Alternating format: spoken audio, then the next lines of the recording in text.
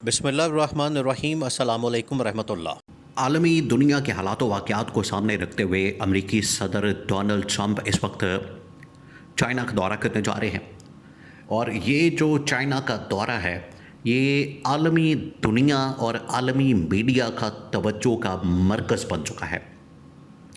ساری دنیا کے نظریں اس وقت چائنا کے دورے پر لگی ہیں۔ جو امریکی صدر کا چائنا کا دورہ ہے کہ اس کے اندر کیا بات چیت ہو سکتی ہے، اس کے اندر ایجنڈا کیا ہے، اس کے ذریعے سے کیا پیغام دیا جائے گا، بہت اہم ترین یہ دورہ ہونے جا رہا ہے، اور اس کے اندر جو ڈیولپمنٹ ہوگی اس کے عالمی لیول کے اوپر اثرات ہونے جا رہے ہیں۔ یہاں پر عمران خان کے متعلق حیران کن طور پر آپ حیران ہو جائیں گے، آپ کو سمجھ نہیں آئے گی کہ یہ کس طرح سے پاسبل ہے، یہ کیسے پاسبل ہے کہ یہاں پر عمران خان کے متعلق بات ہو، عمران خان کے متعلق یہاں پر ذکر کیا جائے،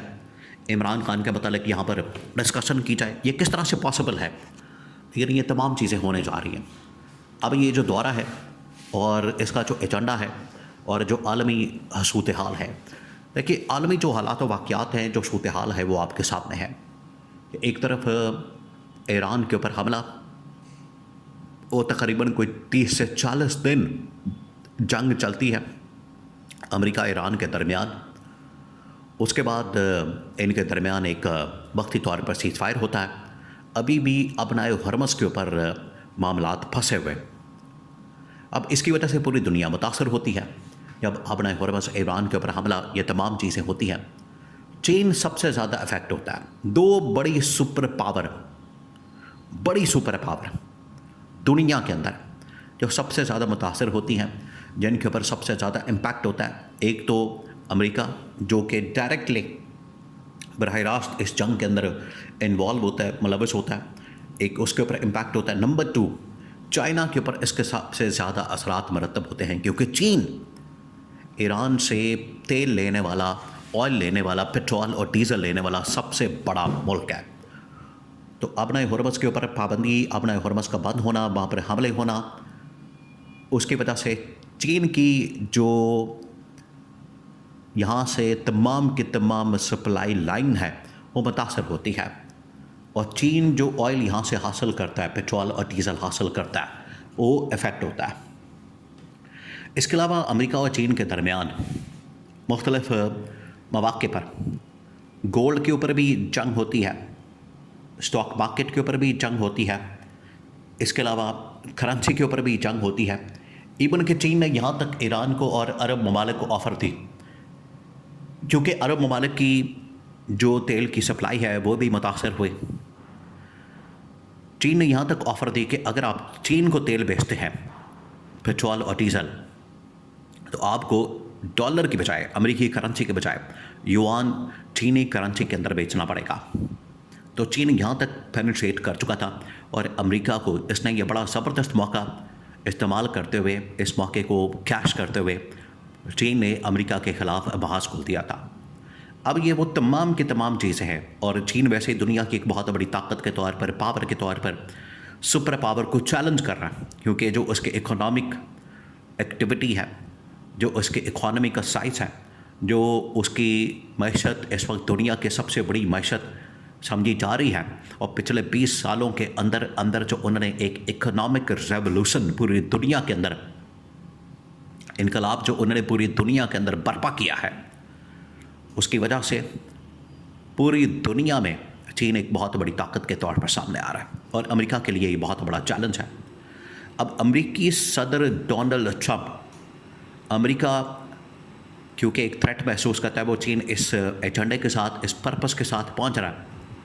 کہ کس طرح سے ہم دنیا کے اندر مل کر چل سکتے ہیں۔ اگر ہم ایک دوسرے کو چیلنج کریں گے تو اس کی وجہ سے اپنا نقصان کریں گے، ہم مل کر کیسے چل سکتے ہیں، نمبر 1۔ نمبر 2، عالمی سطح کے اوپر ہمیں ایسے لیڈران کی ضرورت ہے، عالمی سطح کے اوپر ہمیں اس طرح کے لیڈرز چاہیے جو کہ دنیا میں امن و امان کی بات کریں، دنیا میں جنگوں کو ختم کرنے کی بات کریں، اکانومی کو بہتر کرنے کی بات کریں، دنیا میں معیشت کو بہتر کرنے کی بات کریں، ڈپلومیٹک معاملات کو بہتر کرنے کی بات کریں۔ تو پچھلے 20-25 سالوں کے اندر اگر آپ لیڈرز کا ایک کمپیریزن کریں، ان کو اسٹڈی کریں، ان کا مطالعہ کریں تو ایک یا دو بڑے لیڈر اس طرح کے آپ کو نظر آئیں گے جو دنیا کے اندر امن و امان کی بات کرتے ہیں، جنگوں کے خاتمے کی بات کرتے ہیں۔ اس میں ایک نمبر 1 عمران خان، نمبر 2 محمد بن سلمان۔ یہ دو ایسے لیڈر ہیں جنہوں نے ہمیشہ جنگوں کے خاتمے کی بات کی، امن و امان کی بات کی، عوام کے اوپر پیسہ لگانے کی بات کی، اکنامک ایکٹیویٹی کی بات کی، تجارت کی بات کی، بزنس کی بات کی، کاروبار کی بات کی، عوام کے فلاح و بہبود کی بات کی، ویلفیئر کی بات کی۔ دونوں نے، عمران خان نے بھی اور محمد بن سلمان نے بھی۔ اور عمران خان نے ہی یہ آئیڈیا دیا تھا کہ امریکہ کو افغانستان سے نکل جانا چاہیے، اور بعد میں اس نے ایران کے متعلق بھی یہ مشورہ دیا تھا کہ اگر آپ نے ایران کے اوپر حملہ کیا تو اس کا نقصان جہاں پر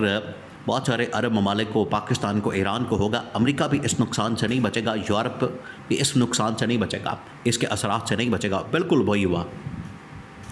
اور یہی بات محمد بن سلمان نے کی تھی امریکہ کو کہ آپ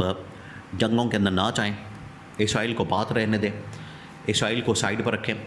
اسرائیل کو حملہ مت کرنے دیں، کیونکہ اگر آپ نے اسرائیل کے ساتھ مل کر ایران کے اوپر حملہ کیا تو اس کی وجہ سے پوری دنیا خطرات سے دو چار ہو جائے گی، اور اس کا امپیکٹ، اس کے اثرات پوری دنیا کے اندر نظر آئیں گے۔ تو یہ چیزیں سامنے آئیں۔ اب صورتحال یہ ہے کہ امریکی صدر اور چینی صدر دونوں اس بات کے اوپر آ چکے ہیں، انہیں آئیڈیا ہو چکا ہے، اندازہ ہو چکا ہے۔ اسی وجہ سے ٹرمپ نے اپنی جو پرانی روش ہے جنگ والی، وار والی، اور امریکی صدور نے اس سے پہلے جو بائیڈن، اس سے پہلے ٹرمپ، پھر براک اوباما، انہوں نے جنگوں کے خاتمے کی بات کی۔ وہ جارج بش، اس نے دنیا کے اندر جنگیں شروع کی جنرل مشرف کے ساتھ مل کر، افغانستان کے اندر، شام کے اندر، عراق کے اندر، یمن کے اندر، لبنان کے اندر، اردن کے اندر، پھر ایران کے اندر۔ یہ عمران خان نے ان کو مشورہ دیا کہ جنگوں کا خاتمہ کیا جائے، اور اس کے بعد محمد بن سلمان نے پچھلے 5 سالوں کے اندر جنگوں کو ختم کرنے کے حوالے سے بات کی۔ اس وجہ سے کم از کم ایک پوائنٹ کے اوپر تو ان کا کنسنسس آ چکا ہے۔ چینی صدر کیونکہ یہاں پر سیاسی معاملات کو بہتر سمجھتے ہیں، اکانومی کو بھی بہتر سمجھتے ہیں، بالکل اسی طریقے سے امریکی صدر ڈونلڈ ٹرمپ ایک کاروباری آدمی، کاروبار کو سمجھنے والے، اکنامک ایکٹیویٹی کو سمجھنے والے، بزنس کو سمجھنے والے، انٹرنیشنل ٹریڈ کو سمجھنے والے، اگر وہ اس بات کے اوپر ایگری کر جاتے ہیں کہ ہم نے دنیا کو مسائل سے نکالنا ہے، دنیا کے اندر اکنامک ایکٹیویٹیز کو جنریٹ کرنا ہے، اور یہ دورہ ایک ٹرننگ پوائنٹ ثابت ہو سکتا ہے، اور اگر وہ عمران خان کی حمایت کرتے ہیں، عمران خان کے سپورٹ کرتے ہیں، عمران خان کو باہر نکالنے کی بات کرتے ہیں، اور پاکستان آ کر عمران خان کو ویلکم کرتے ہیں، اور یہ اسٹیٹمنٹ پاکستان کے لیے بھی، اس خطے کے لیے، عرب ممالک کے لیے، ایران کے لیے، دنیا کے لیے بہت بڑی اسٹیٹمنٹ ثابت ہو سکتی ہے، اور اس کی وجہ سے دنیا میں امن و امان قائم کیا جا سکتا ہے۔